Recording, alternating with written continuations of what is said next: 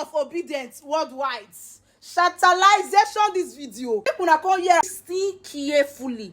Listen, watch this video to the end because you need them. We need them. Hey, don't let them see. Don't let them say. Don't let them say. I don't give you better information this morning. Oh, hey, they're gonna cry. Obedient, when I share this video, we can share. I mean, I comment, when I react to. It need to go viral. We need them. My country people, this particular video, man, I don't let the judge see her and aka the Asiwaju. Man, I don't let them see her more. Hey. When I good morning, good afternoon, depending on where you get this video, my country people. This, you see this video, it too. They're gonna cry. What are you wait for? Help me share this video. May you react to share them. You're welcome to comment. Me, you tell us how you feel about this video. Be there worldwide. This video, make una share am, make una react. You don't fear to share the video. Why? What be that? Okay, you know fit follow us. Continue do. You share them for us. Welcome to Big Things God TV. They give information. I want to release the video, make it play. This one too sweet me. Hey, don't gonna cry. Sani. Which petition tribunal will commence sitting on the 10th of May. What we're doing here, if you listen carefully to the text that was read, is to urge the judiciary to do right. Is to urge the judiciary to defend our democracy. Is to urge the judiciary to defend the rule of law. To urge the judiciary to ensure that in reaching their decision, they abide by the provisions of our Constitution and indeed the Electoral Act 2022. Interestingly, we believe, and we're not preempting the justices, we believe that they will do right. We believe that they will ensure that non-compliance with the provisions of the Electoral Act and the electoral guidelines as provided or enunciated by INEC will vitiate what appears commonly seen as a flawed election. So we, and for those who must know, my brother here did say, the name of the coalition is the Labor and Civil Society Front. The Labor and Civil Society Front.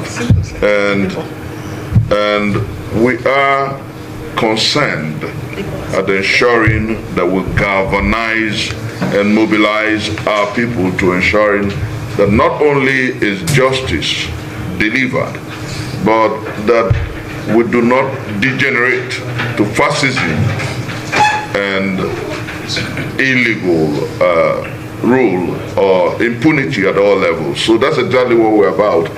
When we get to the breach regarding or ditto the judgment of the Court of Appeal, which is the court of first instance in the presidential petition, and we'll get to the Supreme Court. When we get to that breach, the Nigerian people and indeed this coalition will determine what next to be done. Is geared towards rescuing Nigeria. Rescuing the judiciary. The judiciary is clearly down. The judiciary has set so many states and institutions on fire. The judiciary has set Imo State on fire up to now.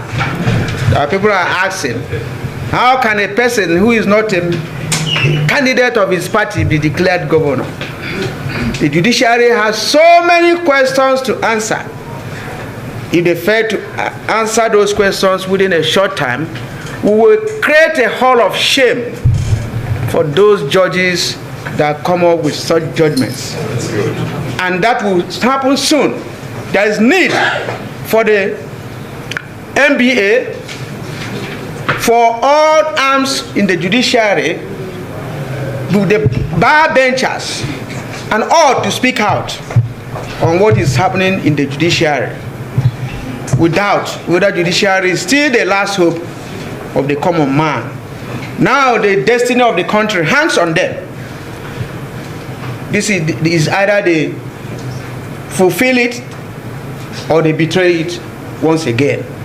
There's a lot the acronym "go to the court" these days is now shameful. When people tell you go to the court, they are telling you that that's the end of the matter. Somebody will steal your yam and say go to the court.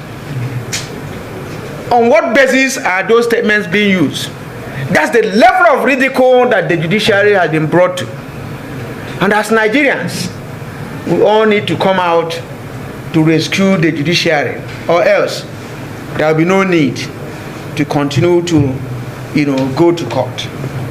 The NLC identifies with this body not necessarily on political basis, but in order to rescue this country. We can see the youth struggling these days to see whether they can make impact. You can see that there's a gulf between those governing and the youth. There's no connection anywhere. What the guys see as a model of governance, some of which they learn from schools, are not what are being practiced. I'll give you an example. Hassan Somono was the first president of the NLC in 1978. By that time, he was in office until he met Muhammad Buhari. Today, I'm the 7th president of the NLC, and Buhari is still there. Now, it's like we have 1, 2, 3, 4 members who must rule this country, being recycled. There's no hope for the youths. So this is the time to look at it. It's not just hope politically. What hope do they have that when they finish from school, they will get a job? What is the level, what is the number of vacancies declared annually? How many people graduate from school? What percentage of them get employed? So the time to rescue Nigeria is now. Thank you very much.